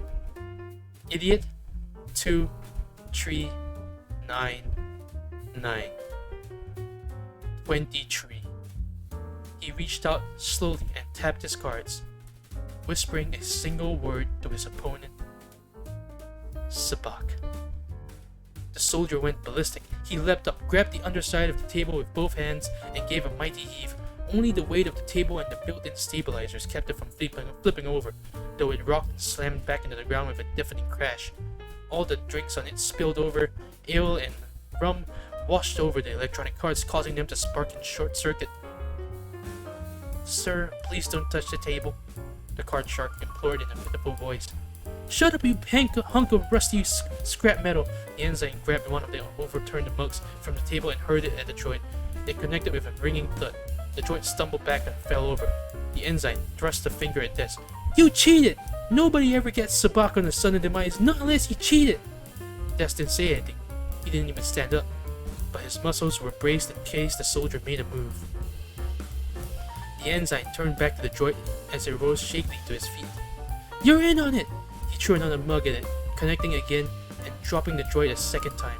2 of the other soldiers tried to restrain him, but he shook free of their grip. He spun around, waving his arms at the crowd. All of you! You're all in on it! Dirty, Sith-loving scum! You hate the Republic! You hate us! We know you do! We know! The miners pushed in closer, grumbling angrily. The ensign's insults weren't far off the mark, though. There were a lot of bad feelings towards the Republic on Apatros, and if he didn't watch his mouth, somebody was going to show him just how strong those feelings really are. We gave our lives to protect all of you, but you don't give a wobber. Any chance to humiliate us, you take it. His friends had grabbed him again, trying to wrestle him onto the floor and out the door, but there was no way they could get through the crowd now. From the looks on their faces, the soldiers were terrified, and with good reason. Des thought. None of them was armed.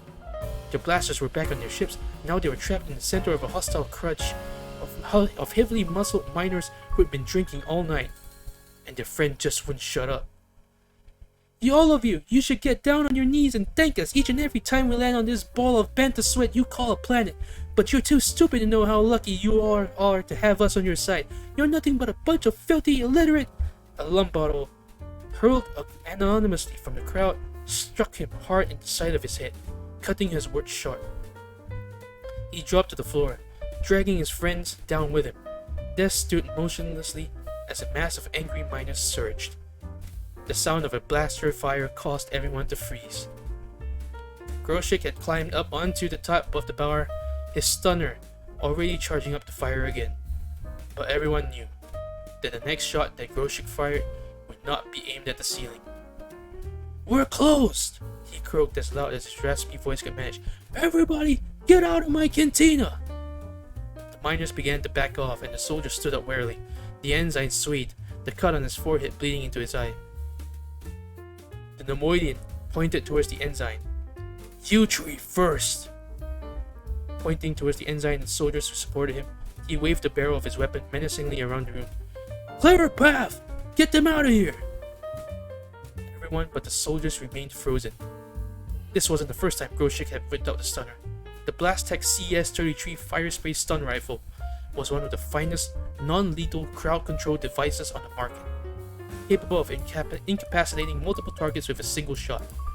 More than a few of the miners had felt the brutal force of its white beam blast, rendering them unconscious. Personal experience, Des could attest to the fact that it wasn't a pain anyone was likely to forget. Once the Republic crew vanished into the night, the rest of the crowd began to move slowly towards the door. Des fell into step with the mass, but as he passed the bar, Groshik pointed the blaster right at him. "Not you. You stay put." Des didn't move a millimeter until all the other guests were gone. He wasn't scared. He didn't think Groshik would really fire. Still, he saw no advantage in giving Groshik a reason to fire at him. Only after the last patron had left and closed the door did Groshik lower his arm. He clambered down awkwardly from the bar and set the rifle on the table. Turned to the desk.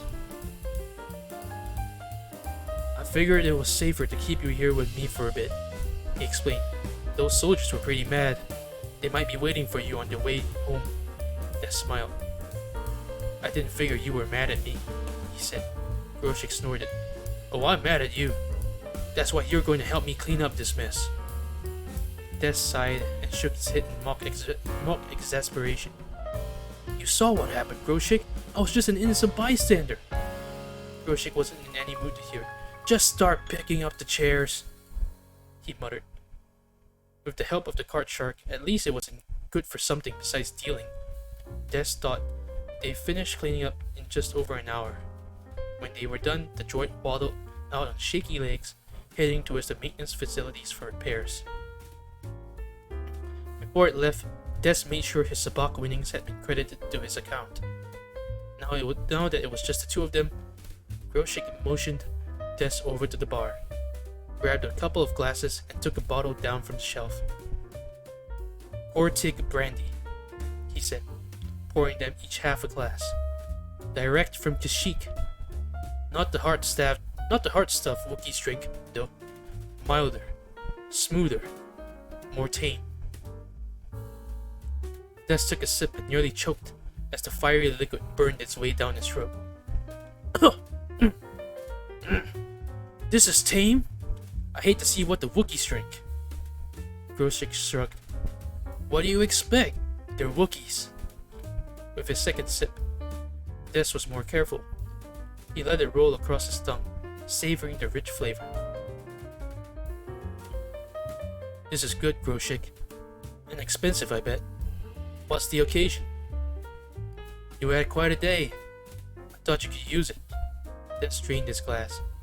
Groshik filled him up halfway, then corked the bottle and set it back on the top shelf. "I'm worried about you, Des," the Moidian rasped. "Worried about what happened in the fight with Gerd." He didn't give me much choice, Groshik. The Moidian nodded. I know. Still, you bit off his thumb. And tonight, you nearly started a riot in my bar. Hey, I just want to play cards, Des protested. It's not my fault things got out of hand. Maybe not. I saw you tonight. You were goading those soldiers, playing all of them, playing him, that one, like you played everyone else so that you sat down against you. You pushed them, twist them, make them dance like puppets on strings, but this time you never let up. Even when you had the advantage, you kept pushing. You wanted him to go off like that. Are you saying I planned this whole thing? Des laughed. Come on, Groshik. It was the cards that set him off. You know I wasn't cheating. It's just not possible to cheat on these cards. How could I control what cards were dealt? It was more than the cards, Des, Groshik said, his gravelly voice dropping so low that Des had to lean in close to hear. You were angry, Des. More angry than I have ever seen you before. I could feel it from all the way across the room, like something in the air. Not just me, the soldiers, the miners, we could all feel it. The crowd turned ugly in a hurry, Des. It was like they were feeding off your rage and your hate. You were projecting waves of emotion, a storm of anger and fury. Everyone else just kind of got swept up in it. The crowd, that soldier, everybody, even me. It was all I could do to aim the first shot from my blaster at the ceiling, you know? Every instinct in my body was telling me to fire my blaster into the crowd. I wanted to take them all down and leave them writhing in pain. Des couldn't believe his ears. Listen to what you're saying, Groshik. It's crazy. You know I wouldn't do that. I couldn't. I can't do all of that. Nobody could. Groshik reached up a long, thin hand and patted Des on the shoulder. I know you never do it on purpose, Des. And I know how crazy it all sounds. But there was something different about you tonight. You gave in to your emotions. You unleashed your anger and released something strange. Something dangerous. Groshik tossed his head back and drained the last of his cortex, shuddering as it went down. Just watch yourself, Des. Please. I've got a bad feeling that something's about to happen. Something wrong. Be careful, Groshik, Des replied with another laugh. The Moidians aren't known for relying on their feelings. It's not good for business. Groshik studied him carefully for a moment, then nodded wearily. True. Maybe I'm just tired. I should get some sleep. And so should you. They shook hands, and Des left the cantina.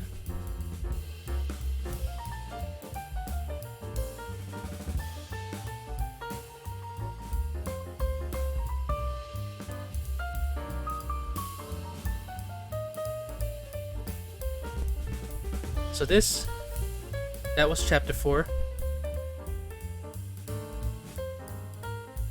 Bane, or Des, was starting to show his side of the Sith, his power over the dark side, and the Force in general. And that's amazing, really.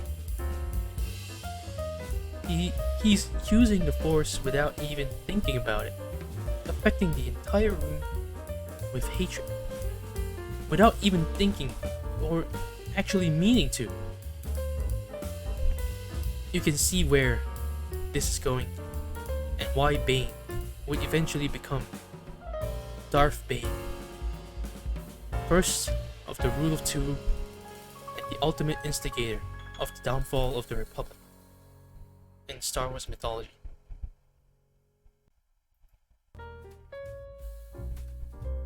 Chapter 5.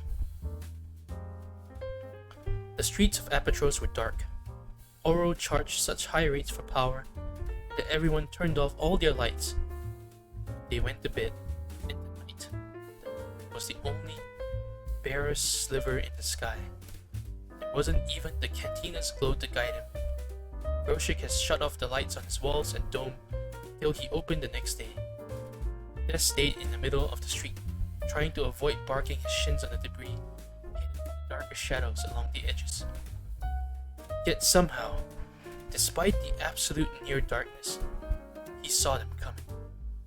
It was a split second before it happened. A sense that danger was coming, and where it was coming from. Three silhouettes leapt at him, two coming head-on and another attacking from behind. He ducked forward just in time, feeling the metal pipe that would have cracked his skull open, knocked him cold, swiping through the air a hairbreadth above him. He popped back up as it passed and lashed out with a fist, driving into the featureless head of the nearest figure. He was rewarded with a sick crunch of cartilage and bone. He ducked again, this time to the side, and the pipe that would have brained him square between the eyes thumped down hard across his left shoulder. He staggered to the side, driven by the force of the blow, but in the darkness, it took a moment for his opponent to locate him, and by then, he had regained his balance.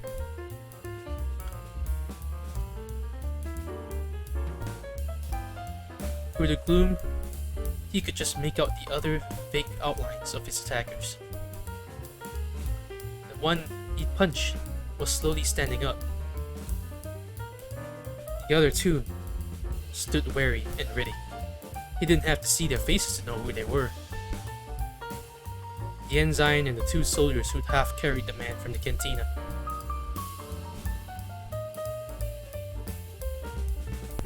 Des could smell the reek of Corollian ale wafting up at him, affirming their identities. They must have waited outside the cantina and followed him until they thought they could get the jump on him. That was good. It meant they hadn't gone back to their ship to get their blasters. They came at him again, rushing him all at once. They had the numbers and the months of military hand-to-hand combat training on their side. Des had strength, size, and years of bare-knuckle brawling on his. But in the darkness, none of that really mattered. Des met their charge head-on, and all four combatants tumbled to the ground.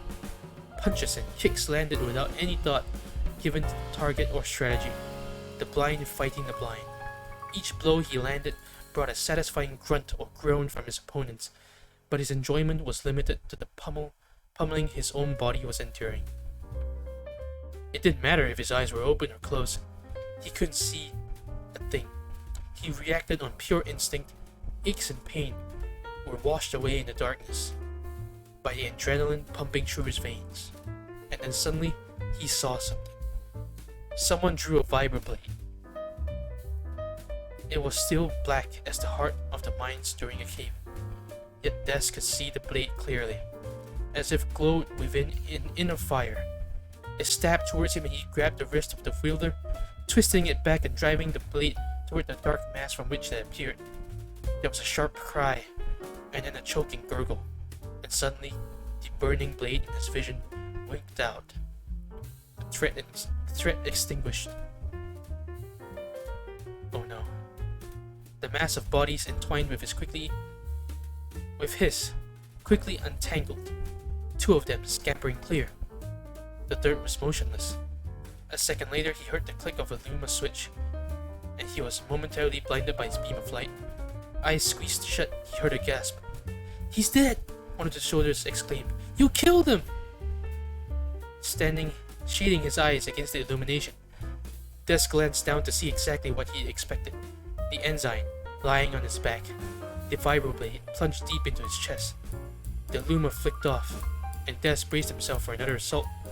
Instead, he heard the sounds of footsteps fleeing into the night, heading towards the docking pads. Des looked down at the body, planning to grab the glowing blade and use its light to guide him through the darkness. But the blade wasn't glowing now. In fact, he realized the blade never glowed at all. It couldn't have. Vibroblades weren't energy weapons. Their blades were simple metal. There were more pressing concerns than how he had seen the vibroblades in the darkness, however. As soon as they reached their ship, the soldiers would report to their commander, who would report the incident to the Oro authorities. Oro would turn the planet upside down looking for him. Des didn't like his chances. It would be the word of a minor, one with a history of brawls and violence. At that, against 2 Republic naval soldiers. No one would believe it had been an act of self-defense. And had it been really? He had seen the blade coming. He could have just disarmed his opponent without killing him. Des shook his head. He didn't have time for guilt or regrets. Not now. He had to find somewhere safe to hide out. He couldn't go back to his barracks. That was the first place they'd look.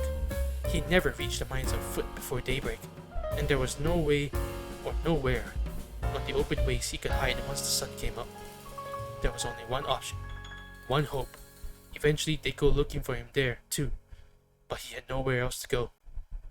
Groshek must have still been awake, because he answered the door only seconds after Des began pounding on it. The Nemoidian took one look at the blood on the young man's hands and shirt and grabbed him by the sleeves. "Get in here," he croaked, yanking Des through the door and slamming it shut behind him. "Are you hurt, Des?" Des shook his head. "I don't think so. The blood is mine." Taking a step back, the Nemoidian looked him up and down. "There's a lot of it. Too much. Smell human." But Des didn't reply. Groshek ventured a guess. "Birds?" Another shake of the head. "No. The ensign," the Des said. Groshek dropped his head and swore under his breath. "Who knows? Are the authorities after you?" "Not yet. Soon." Then, as if trying to justify his actions, he added, "There were 3 of them, Groshek. Only one's dead." His old friend nodded sympathetically. "I'm sure he had it coming. Just like Gerd. But that doesn't change the facts. A Republic soldier is dead. And you're the one who's going to take the blame." The cantina owner led Des over to the bar and brought down the bottle of Cortic brandy. Without saying a word, he poured them each a drink. This time he didn't stop at half glasses. "I'm sorry I came here, Groshek," Des said, desperate to break the uncomfortable silence. "I didn't mean to get you mixed up in this." "Getting mixed up in this doesn't bother me," Groshek reassured him with a comforting pat on his arm. "I'm just trying to figure a way to get us out of this now. Let me think." They downed their glasses. It was all Des could do to keep from panicking. With each passing second, he expected a dozen men in Oro body armor to crash down the cantina's door. After what seemed like hours, but what was probably only minutes or 2, Groshek began to talk. He spoke softly, and Des wasn't sure if the Nemoidian was addressing him or merely talking out loud to help himself think. "You can't stay here, Des. Oro can't afford to lose their Republic contracts. They can't. They'll turn this whole colony upside down to look for you, to find you. We have to get you off Oro." He paused. "But by morning, your picture will be on every vid screen in Republic space. Changing your looks wouldn't help much. Even with a wig or facial prosthesis, you tend to stand out in the crowd. So that means we have to get you out of Republic space. And that means..." Groshek trailed off. "That's the way they expected me." "Those things you said tonight," Groshek ventured, "about the Sith and the Republic. Did you mean it? Did you really mean it, Des?" "I don't know. I guess so." There was another long pause, as if the bartender was gathering himself. "Then how about... no. How would you feel about joining the Sith?" he suddenly blurted out. Des was caught completely off guard this time. "What?" "I know... people. I can get you off work, Des, tonight. But these people aren't looking for passengers. The Sith needs soldiers. They're always recruiting, just like those Republic officers were tonight." Des shook his head. "I don't believe this. Groshek, you work for the Sith? You always said you never take sides." "I don't work for the Sith, Des," Groshek snapped. "I just know people who do. I know people who work for the Republic too, but they're not going to be much help in this situation now, are they? So I need to know, Des. Is this something you want?" "I don't have a lot of options here now, do I, Groshek?" Des mumbled in reply. "Maybe. Maybe not. But if you stay here, the Oro authorities are sure to find you. This wasn't a cold-blooded murder. The judiciary probably won't let you get off by pleading self-defense, but they'll have to admit there were extenuating circumstances. You'll serve time on one of the penal colonies, 5, maybe 6 years, and then you're a free man. Or I joined the Sith. Am I right? Groshik nodded. Yes. Or you can join the Sith. But if I'm going to help you do this, I need to know, and I want to be sure you know what you're getting yourself into, Des. Des thought about it, but not for long. I've spent my entire life trying to get off this hunk of rock, he said slowly. If I go to a prison world, I'm creating one barren, blasted planet or another. No different than staying right here. He turned to look at Groshik. If I join the Sith, at least I'm out from under Oro's thumb.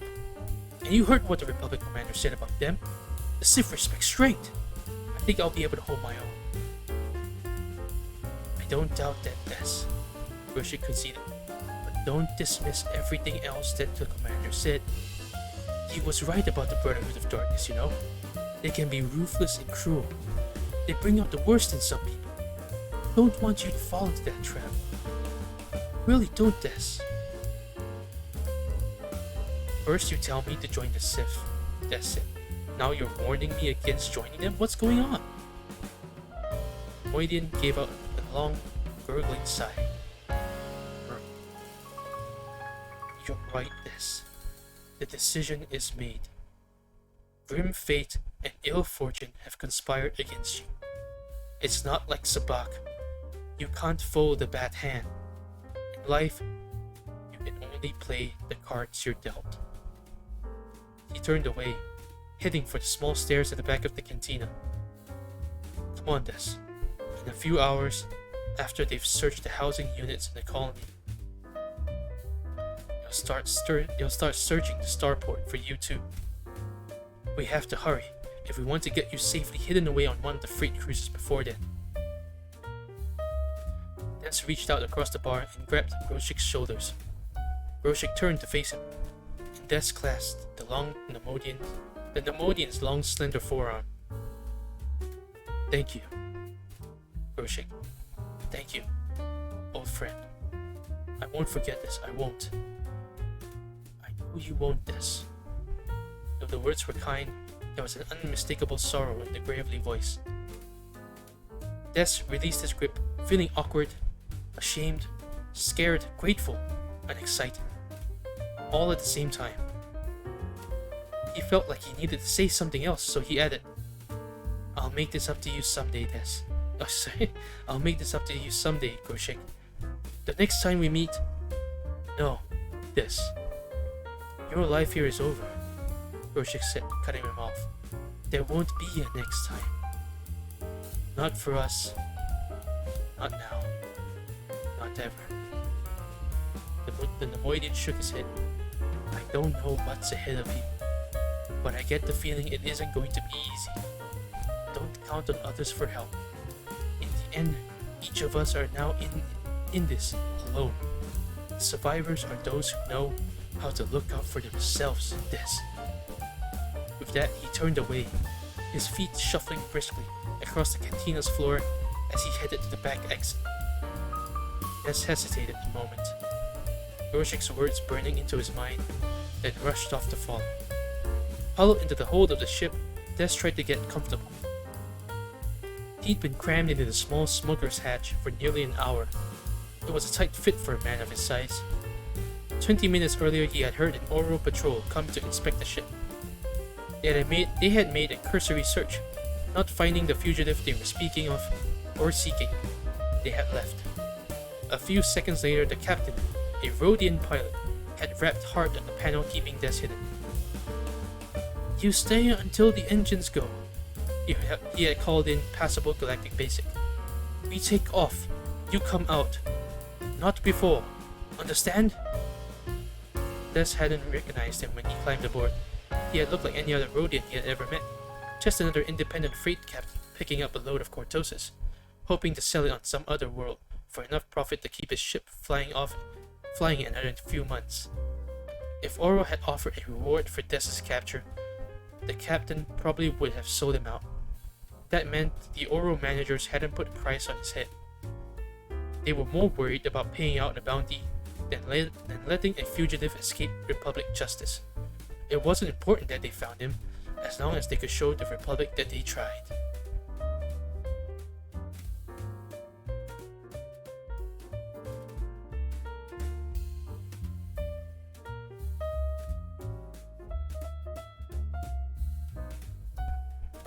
Groshik must have realized all of this when he made the arrangements to smuggle Des aboard. The high-pitched whine of the engines powering up caused Des to brace himself against the walls of his close quarters. A few seconds later, the whine became a deafening roar, and the ship lurched beneath him.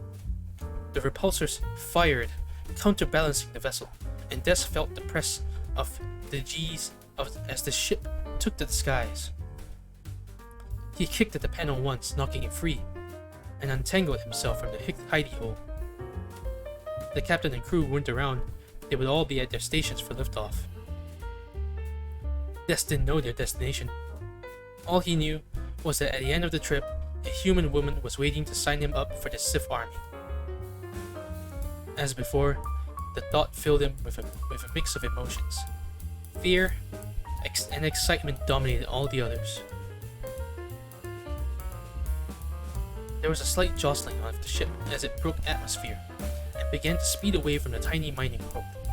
A few seconds later, Des felt an unfamiliar but unmistakable surge as they jumped to hyperspace. A sudden sense of liberation filled his spirit. He was free. For the first time in his life, he was beyond the grasping reach of Oro and his cortosis mines. Groshik had said that grim fate and ill fortunes were conspiring against him, but Des wasn't so sure now. Things hadn't worked out quite the way he planned. Sure, he was a fugitive with the blood of a Republic soldier on his hands, but he had finally escaped Apatros. Maybe the cards he'd been dealt weren't so bad after all. In the end, he'd gotten the only thing that he ever wanted most. And when you came right down to it, wasn't that the only thing that truly mattered?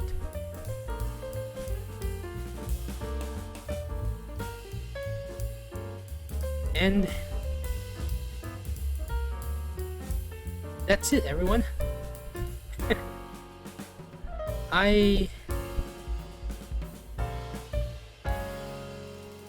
will be ending the stream here. Yeah, I'll be ending the stream here. Thank you guys so much for watching. For those of you who will be watching the VOD, thanks for stopping by. And this VOD will be uploaded to YouTube as well. So if you guys did enjoy the video, please like and subscribe. Also, any feedback is very much welcome. I am trying to improve myself both in the language and in streaming. So I really do hope that if I do make mistakes, please bear with me and I will do better to improve myself. Next thing, finally, thank you all for stopping by the bar. Please leave your glasses on the bar counter after you're done with the drinks. Don't forget your belongings when you leave, and have a safe trip back home, everyone. Thank you all, and I'll see you all in the next video. Goodbye.